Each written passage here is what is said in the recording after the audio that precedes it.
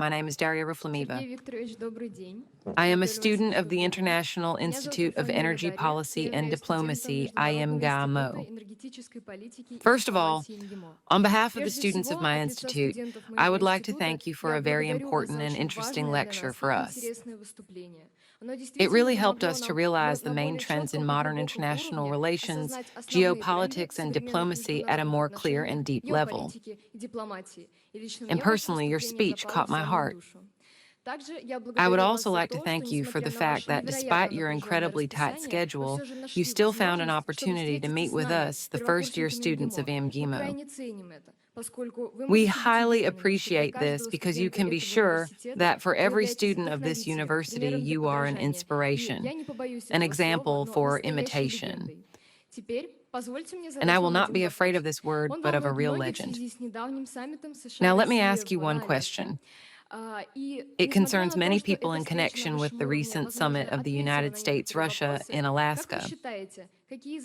And despite the fact that this meeting at the highest level may have answered some questions, what do you think, what tasks and priorities does Russian diplomacy put on the official track at the moment? In your opinion, what priorities and what prospects does this direction have now and today? Thank you. Thank you very much. You see, the peculiarity of our diplomacy is that priorities and goals are never secret. The President and our other representatives talk about them, and their methods of achievement are confidential. This is understandable because diplomacy loves silence. If you really want to reach an agreement, if you just want to rip off the propaganda foam and sprinkle it on the stage of such diplomatic and foreign policy, this is different. This genre is not called diplomacy. And diplomacy is an art of making agreements. I have said many times that diplomacy is the most ancient profession, because for everything else, you need to reach an agreement. And this requires silence. And our goals are very simple. We want equal cooperation with all countries, including the United States. They show a similar interest. I will tell you that when we met in February this year in Saudi Arabia, together with Yuri Mushakov, we met on the proposal of the American side with Mark Rubio, the Secretary General, and then Trump's National Security Advisor, Waltz. He is now switching to another job. But then it was a 2-on-2. And the Americans, as the initiators of this meeting, started with what Rubio said. I want to confirm that the foreign policy of President Trump is based not on any ideology, but on pragmatism and national interests of the United States. And we, the Americans in the Trump administration, recognize that national interests exist in all other countries, especially in such great countries as the Russian Federation. And we are interested in the fact that in the cases when the national interests of our countries coincide, we should make the most of mutual benefits from such a coincidence. Having in mind that they will not coincide in all cases, on the contrary, they will not coincide in most cases, because large countries always come across in their interests. But then, Mark Rubio concluded that in the cases when these national interests do not coincide, but contradict each other, our main task is not to allow this contradiction to grow into confrontation. I replied that this 100% coincides with our position. And in this context, we have the same interests, and the President talked about this in Vladivostok at the Eastern Economic Forum. There are interesting prospects, including in the economy, including the production of carbon dioxide, including in Alaska, and much more. In general, the Arctic opens up a large field of cooperation. Space, of course, and much more. Therefore, we should have an honest, open discussion of each other's positions and identify coincidences that need to be translated into practical cases. And we should not allow the contradiction to grow into confrontation. This is probably our main principle. Hello, dear Sergey Viktorovich. Thank you very much for such an important and detailed speech. My name is Konovalov Vadim. I am a first-year student at the Faculty of International Economic Relations. I would like to ask you the following question. Taking into account the fact that the confrontation between the United States and China is growing into trade and technological competition with global consequences for the markets, what strategic steps is Russia taking to strengthen its foreign economic ties, as well as to diversify export directions, especially in the context of sanctions and the restructuring of global financial architecture? Thank you. I have already mentioned sanctions.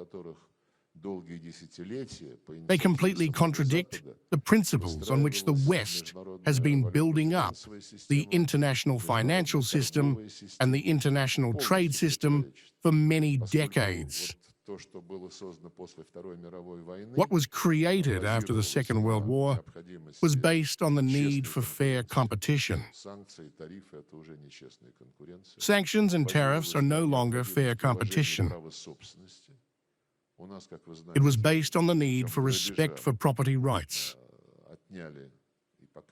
As you know, we have taken away and are still holding frozen the central bank's reserves. The Obama administration has arrested our diplomatic property, which is completely unacceptable. There is also the principle of presumption of innocence, which the West has promoted as part of its international financial and trade ideals.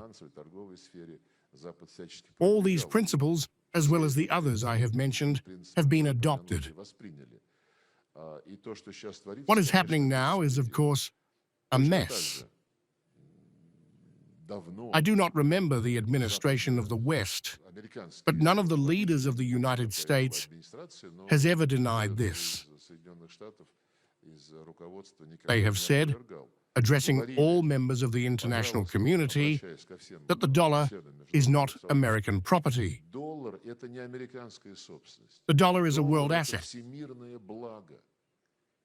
We are providing this asset so that the global economic and financial system works smoothly, without interruptions, as effectively as possible, and as economically as possible, bringing benefits to everyone without exception.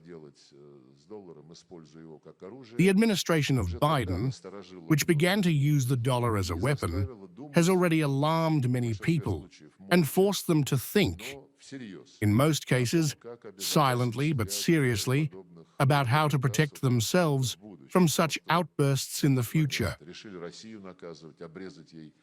At that moment, they decided to punish Russia, cut off its access to dollar payments. Who knows who the next administration of the United States will be offended by and suddenly decide that they are behaving improperly. Therefore, the tendency to create alternative payment platforms and other logistical mechanisms which are necessary for normal trade is underway. It is not in vain, by the way, that Donald Trump, when he was still running for president, criticized Biden very seriously for putting the role of the dollar as a global reserve currency under threat, which was satisfying everyone and providing for the rotation of all these gears in the global economy. And this is true. The actions of abuse of the role of their currency, of course, undermine their trust in it And when now members of the Biden administration are also trying to resort to this, it looks a bit illogical. Trump said that Biden's actions in relation to the dollar pose a colossal threat to the Americans and their leading positions in the global financial system. Now, unfortunately, those who are responsible for the finances of the Trump administration have not yet drawn any conclusions from this assessment of their leader. Therefore, the process of creating reliable payment systems, regardless of whims, dictates, blackmail, logistical routes and schemes, is underway.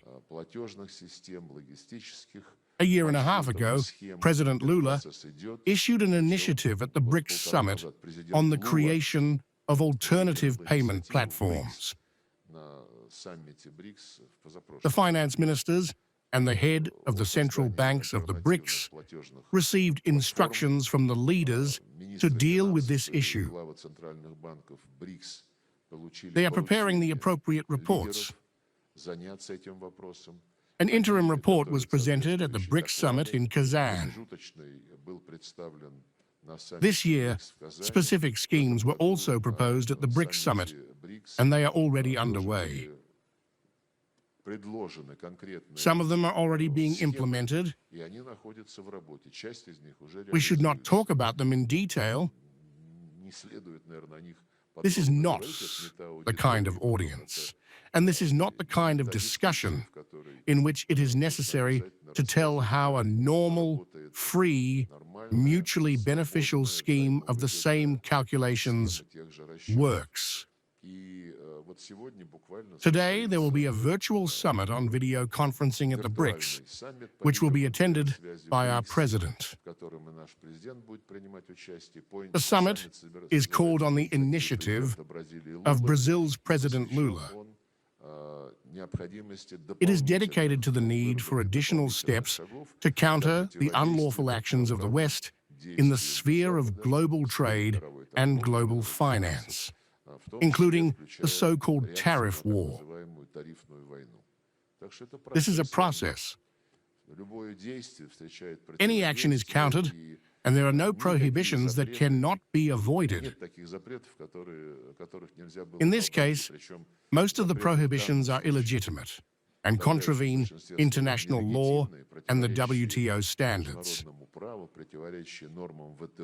Therefore, the actions that go around them are based on the agreement of the parties, without any attempts to harm anyone by illegal means. Thank you. Hello, Sergey Viktorovich. My name is Alexandra Shishkova, and I am a student of the Faculty of Management and Politics.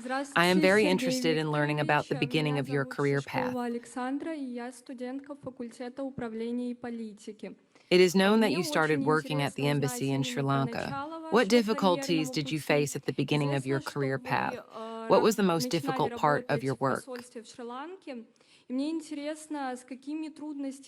How did you overcome these difficulties? It was a long time ago, right after I graduated from the university. Sri Lanka is a wonderful country with a wonderful climate, a very interesting history, and an active political life. It was a long time ago, right after I overcame an internal conflict, when the Tamils in the north of Sri Lanka took up arms in an attempt to defend their rights, whether they were just or not. The most difficult part of my career was not connected with my functions at the embassy, but with the habits of any young person at that age. We were just having fun there. Yes, in fact, as they say, time flies, but I will never forget that we had a very good atmosphere at the embassy. The ambassador was Rafik Nishanov. May he rest in peace. He supported young people everywhere. We tried to work honestly. You know, it is difficult when you do not feel that you are well prepared after graduation. But when the Institute provides such education and training that you smoothly enter your adult work duties, we worked well and had a good rest, as the song goes.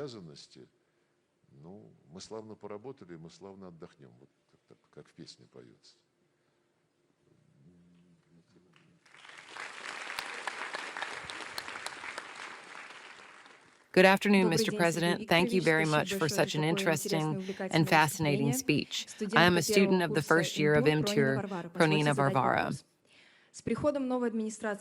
May I ask a question? With the advent of the new U.S. administration, the trade between our countries has grown by 20%. Taking into account the activation of the Russian-American dialogue, what advantages and opportunities exist in the sphere of trade and investment? I have already partially touched on this issue. The fact that it has grown by 20% does not mean much, because it used to be around 30 billion, and last year it was only 3 billion. The fact that it has grown by 20% may simply be a reflection of the price fluctuations in uranium, which the U.S. continues to buy, and the price fluctuations in a number of other metals. Nevertheless, it is not a statistical error, but a reflection of the price fluctuations in the world markets. As for opportunities, I have already mentioned the Arctic, including joint work on the production of liquid natural gas, both in Russia and in Alaska. In addition to the Arctic, we have other projects in which Western business is interested, including in Sakhalin. There is also the vast Siberia, the richest part of Eurasia and the rest of the world in terms of natural resources. There is space.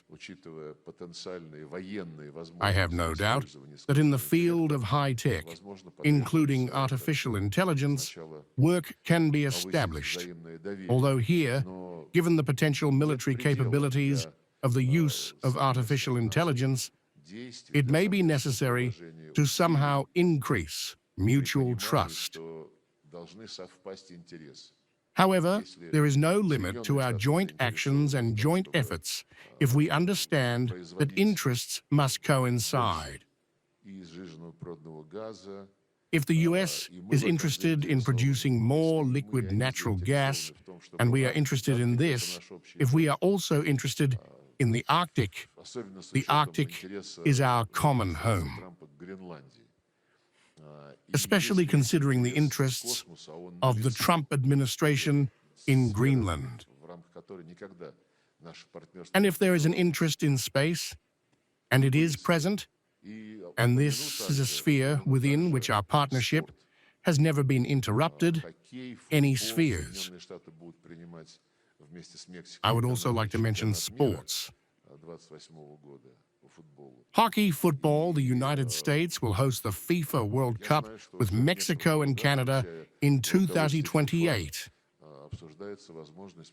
I know that in some circles, including in the FIFA leadership, it is being discussed, why not, to hold a football match in the capital of the 2018 FIFA World Cup, or rather, the host country on the 28th or the 26th. We used to have a tradition of hockey tours to each other, and there is great interest in this.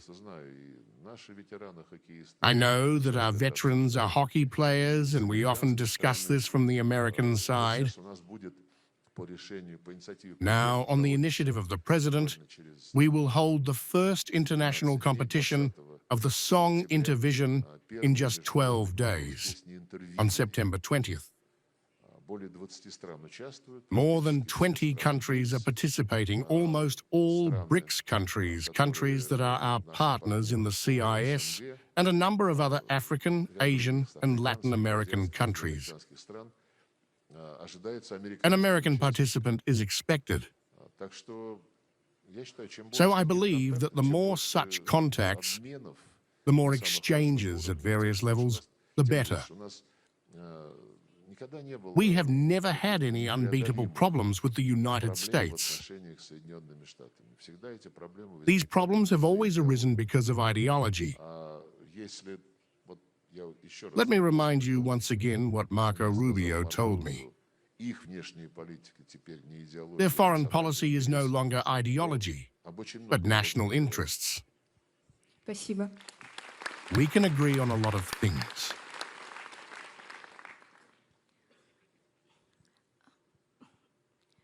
Good morning, Your Excellency.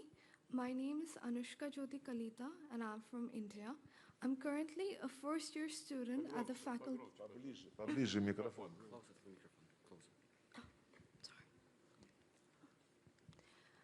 Good morning, Your Excellency.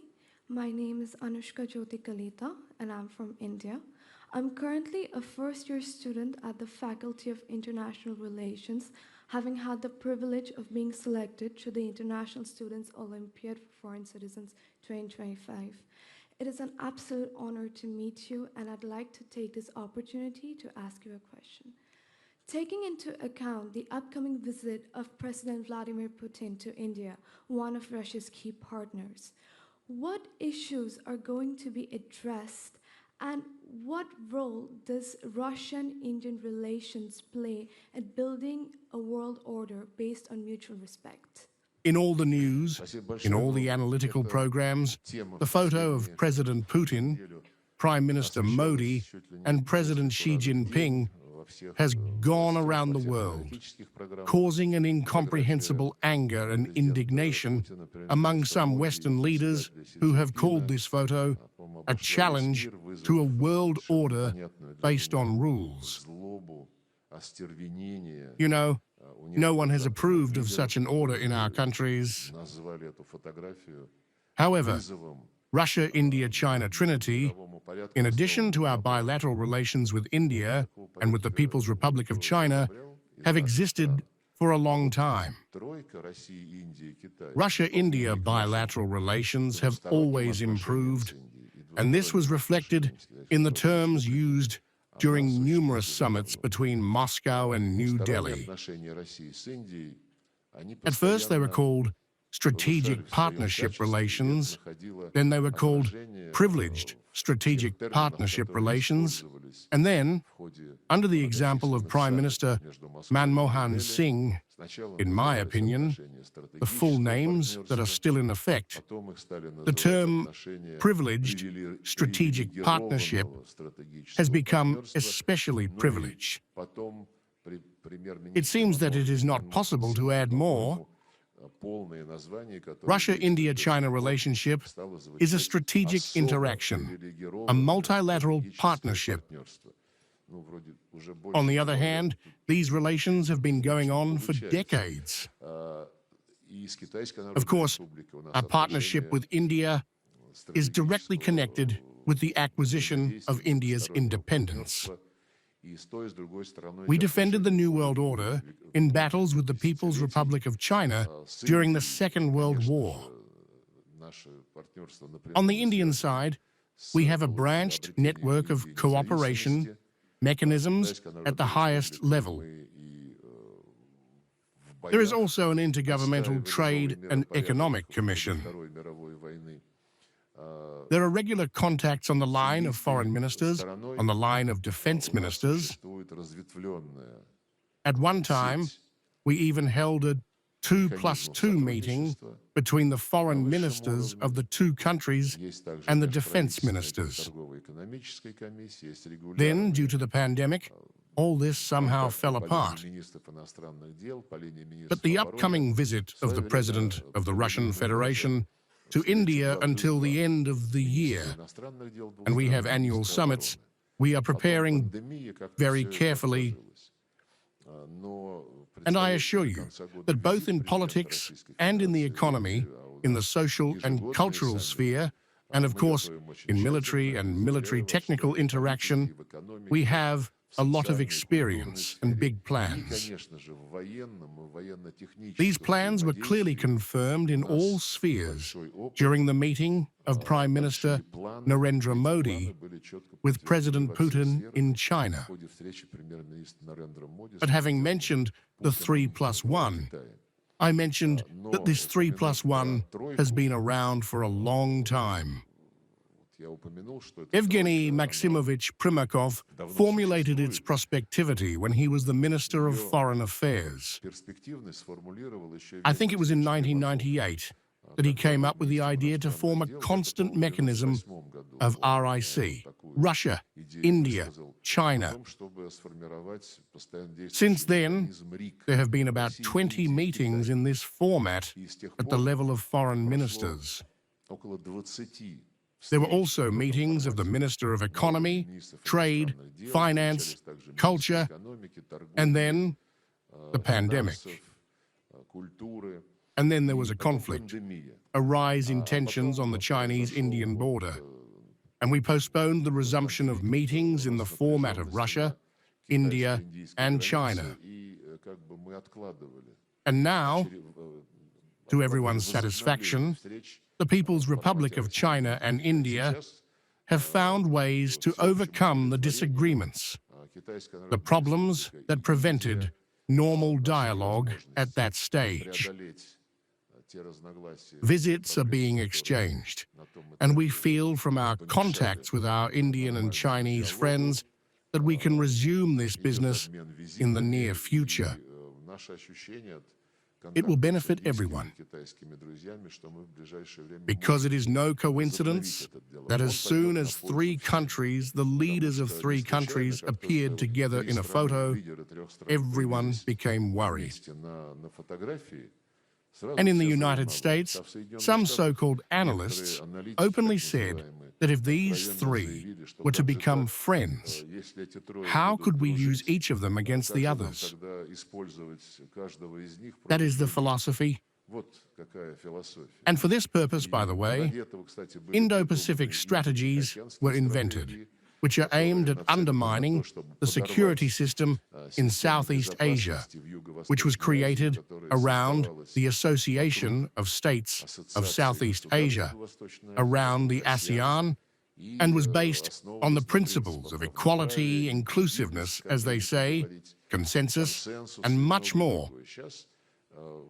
Now, without formally breaking this system, the West, even under Biden, has begun to promote its narrow bloc structures in this region.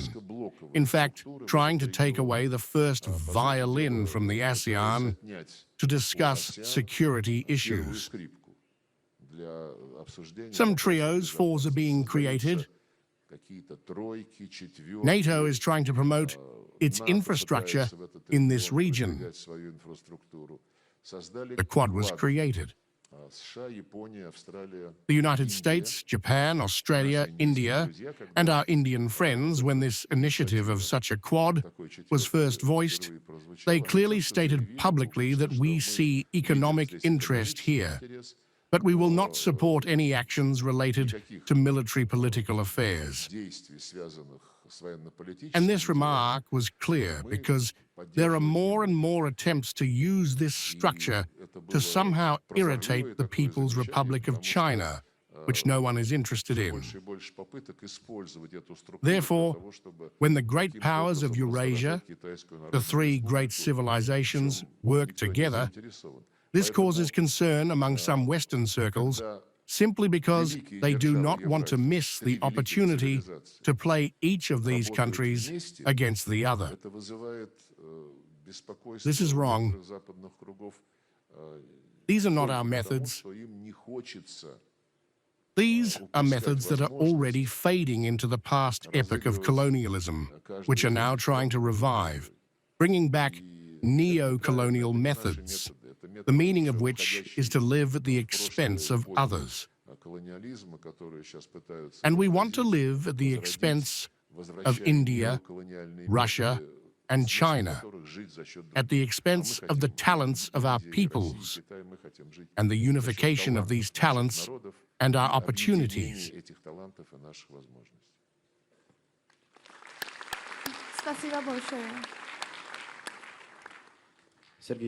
Good afternoon, Sergey Viktorovich. I am Vladislav Besanov from the Faculty of Politics. First of all, I would like to thank you for your speech and for the opportunity to meet with the first-year students of the University of HMO. And I would like to ask the following question. What are your priorities for Russian diplomacy in the South Caucasus, taking into account our relations with Azerbaijan and Armenia? Our priorities have never changed. They are peace and cooperation, and they remain the same today. It was the Russian Federation, represented by President Putin, that played a decisive role after the so-called Second Karabakh War broke out. There were night phone conversations. All this could have stopped much earlier, but not everyone was ready for it. Nevertheless, the president achieved the agreements signed by Prime Minister Pashinyan and President Aliyev. On the night of November 9-10, 2020, a series of other trilateral summits took place, during which agreements on the unblocking of economic ties and transport routes were reached. A mechanism of 3 Russian, Armenian, and Azerbaijani deputies was established. The principles of delimitation and subsequent demarcation of the border were agreed upon. By the way, the 3 countries agreed on uniting public figures in order to strengthen the official structure of interstate dialogue and dialogue on the lines of civil society. We have never refused to implement these agreements. Yes, we see that the agreement on the signing of the peace treaty, which grew out of the agreements reached in 2020-2022 between the presidents of Russia, Armenia, and Azerbaijan, was decided to be signed on the territory of the United States.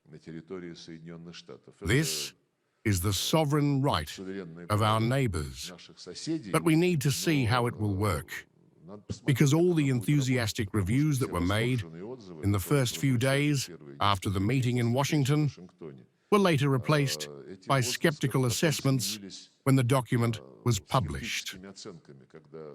As it turns out, not everything is agreed upon there. There is such a genre in foreign policy when it is necessary to do something bright, to play it beautifully in the media space. Yes, I believe that such a method has the right to exist in certain situations, but if nothing follows it, it will remain a flash. We are interested in the fact that the peace treaty was actually signed. In this regard, we welcome the process of normalization of relations between Armenia and Turkey.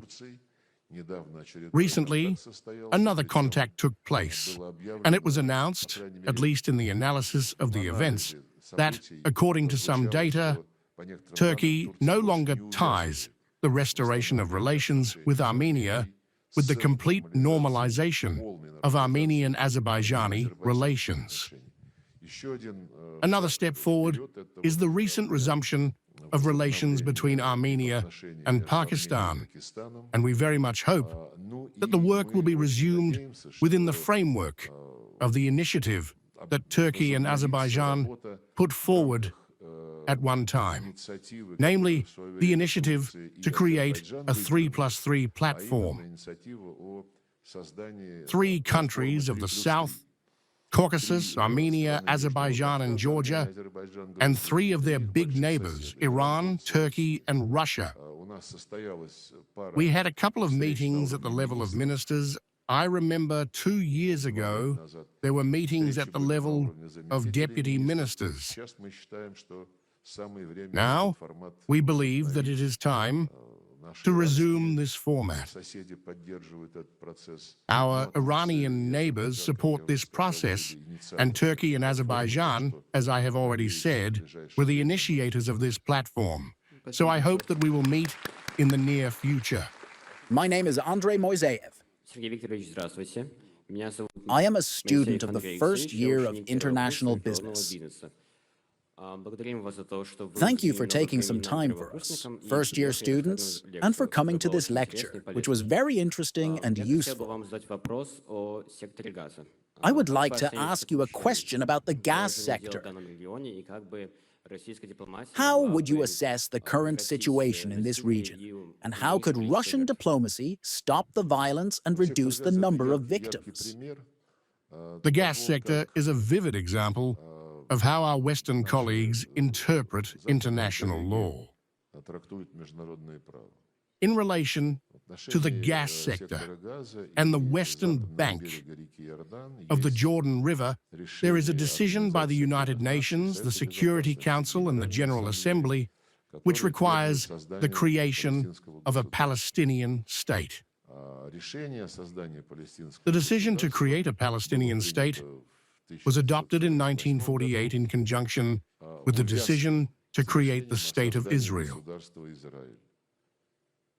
The interdependence of these decisions served as the basis for reaching the consent of all members of the United Nations. The State of Israel was created very quickly, but the State of Palestine was not. I will not go into the details of the reasons for this. In many ways, the Palestinians themselves did not do what they could have done to achieve this goal, but the external factors that did not want to fulfill this agreement played a decisive role. There were several wars, and as a result, the territory originally intended for the Palestinian state collapsed. As a result, everyone took the territory of 1967 as a criterion, i.e., after another Arab-Israeli war. However, we understand and always emphasize that Israel is concerned about its security. The decision to create the State of Israel and the State of Palestine was accompanied by the phrase that they should be created in such a way as to coexist in security, goodwill, and much more. However, we have fallen into a trap. Without the State of Palestine, stability in the region is almost impossible, and they do not want to create it because Israel says that this will endanger its security. However, the longer this decision was delayed, the more active the so-called Arab Street became. The injustice that has taken place against the Palestinians for many decades certainly affects the public opinion, not only in Palestine, but also in the Arab countries, which consider the Palestinians as their brothers. Our Israeli colleagues and I have been discussing and defending the idea that without the creation of the State of Palestine, extremism based on the sense of injustice against the Palestinians will take root. They did not perceive this thesis, but recently Prime Minister Netanyahu said that there will be no State of Palestine because he is concerned not about this, but about ensuring the security of Israel, which is correct. However, in our opinion, it is difficult to ensure the security of Israel not only by infringing on the security of the Palestinians, but also by liquidating the Palestinians' right to their own state. On October 7, 2003, there was a terrorist attack in Israel. We condemned it, but we cannot accept the reaction to this terrorist attack, which was not deliberate, not focused on the search for organizers and perpetrators, but which took the form of a collective punishment of the Palestinian people. I remember that Israeli leaders at that time, explaining what Israel was doing, said that they were destroying Hamas.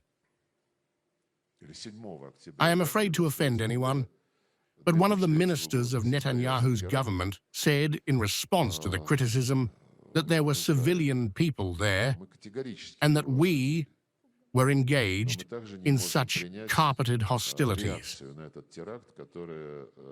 He said that there were no civilians there and that all the terrorists were there from the age of 3. No one in the West reacted to this statement.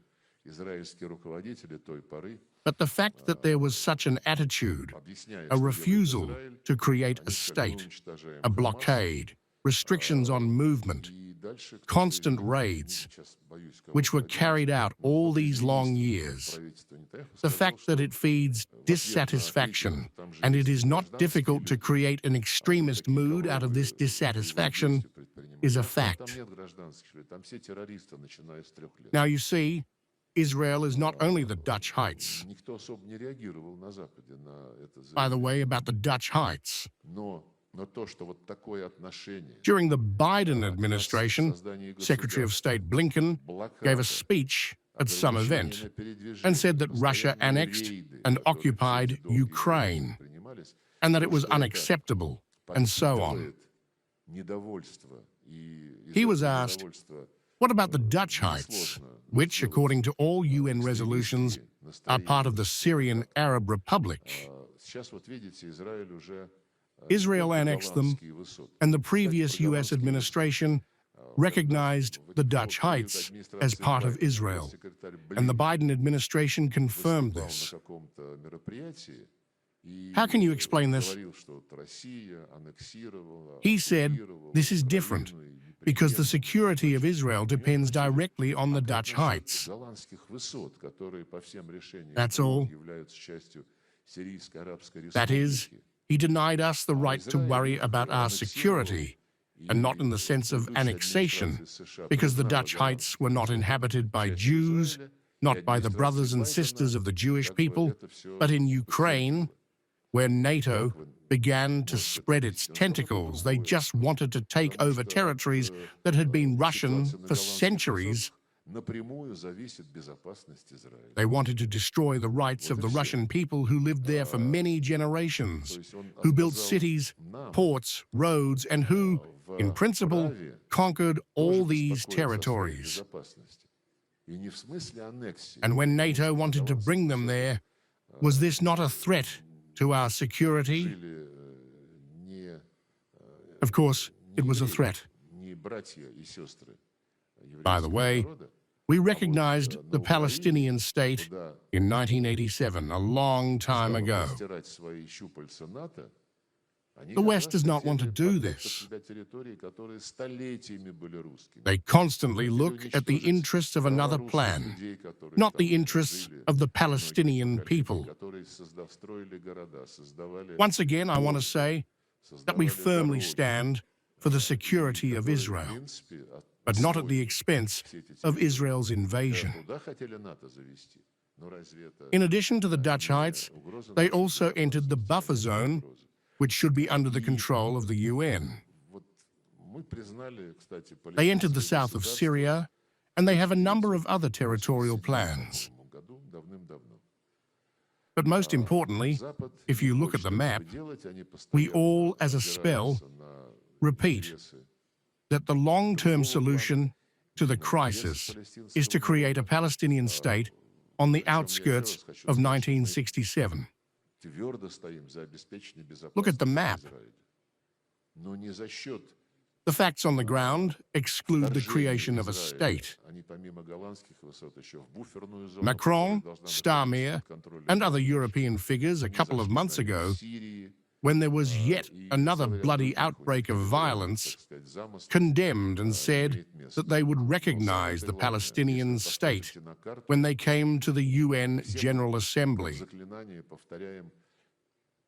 I have a question. Why don't you recognize it right away if you have decided so? I have only one answer. They expect that by the time they threaten to recognize the Palestinian state, there will be nothing to recognize. That's all. So there is a duality here.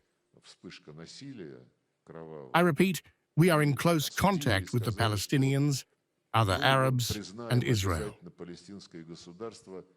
President Putin, with the example of Netanyahu, has discussed this situation on the phone more than once. They have a long-standing relationship. It is a very complicated conflict. However, the West benefits from all these difficulties, which require it to take a principled position. One of the means is to accentuate the pointless, deadlocked position of the West on the Ukrainian crisis. In 2001, Slovenia hosted a meeting between Presidents Putin and Bush, which highlighted its role as a bridge between East and West. But today, as a member of the EU and NATO, Slovenia is more oriented towards the West. And my question is, do you think that today, small countries like Slovenia can maintain dialogue and cooperation with Russia? You know, it is difficult for me to answer this question because there are other NATO countries that, unlike the current Slovenian government, have not interrupted our dialogue. Hungary has never interrupted our dialogue. Slovakia, after Robert Fitz has returned to the post of Prime Minister, he was even at the XOS event in response to an invitation from the Chinese leadership. We have the kindest feelings for the Slavs. As a matter of fact, we have never had any prejudices against any country. The President has reminded us recently that we have the norm of unfriendly countries in our legislation. Perhaps this is necessary for the purposes of any kind of legal machinery. But we do not have unfriendly countries. We have countries whose governments carry out unfriendly policies towards us. We see this as a given. I will say it again.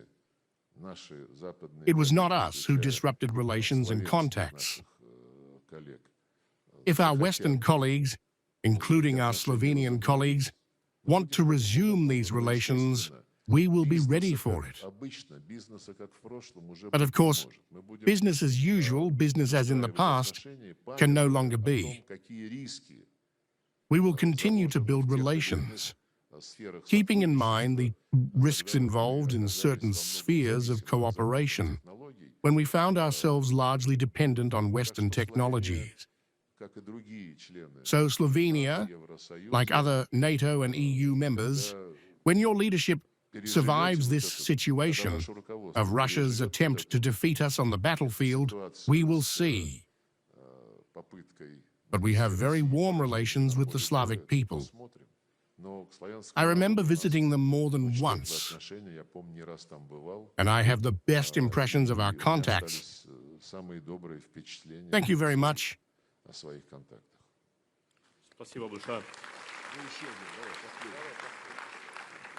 Hello, Mr. President. Thank you very much for an extremely interesting and useful speech. My name is Nikita Yurlov. I am a student of the first year of the Odintsov branch of the Faculty of Finance and Economics. I would like to differ a little from the political and economic topics and ask you a more personal question. You are often asked what you read and whether it is worth waiting for a new collection of poetry. I would like to know what kind of music you listen to. Does it help you to get in the mood for working? Unfortunately, I mostly read documents. Although, no, sometimes I manage to read art and literature. However, most of the time, I take a book and keep it in a dark place so that I don't open it. Unfortunately, I don't read much of art and literature. I try to read poetry in my own work. For 75 years, I have been writing poems for Anatoly Vasilievich. Thank you for that. My friends published a book of my poems on my anniversary, but it ended in 2004 when I was appointed as a minister. Since then, I have been writing poems for my friends on their anniversaries. I write homemade themes. All the other energy that used to go into poetry, including the one that my friends published, now goes into prose. I really like bards. Vysotsky is not a bard. He is more than a bard. Akudzava Wiesbord. It is a pity that our modern author's song is not very popular. It is also a sign of time. Fire and guitar are a part of what we call our motherland, patriotism, if you will. I would try to cultivate it. I am sure that there are people who write their songs.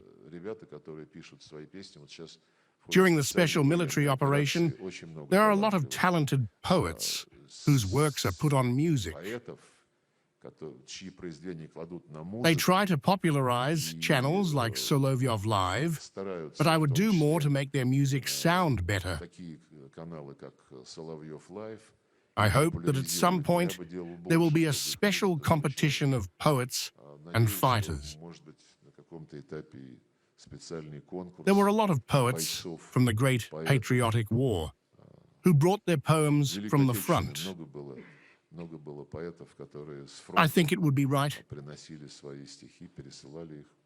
And of course, if there are still some cultural traditions, a choir, a poetry club, a literature club, a choir, they should also be popularized in some way. It was necessary to show all the wealth of the Institute at the rector's anniversary. Friends, I wish you good studies. All the conditions for this are set. You have excellent teachers and mentors, and, as Anatoly Vasilievich said, not only veterans but also active employees will always be ready to communicate with you, to help you, to answer the questions that arise. But I want to remind you once again to absorb, but dare to think independently. Based on the knowledge gained, look for something new and useful for the country, for you. Thank you again. Dear friends, I want to wish you all the best. Дорогие друзья, я хочу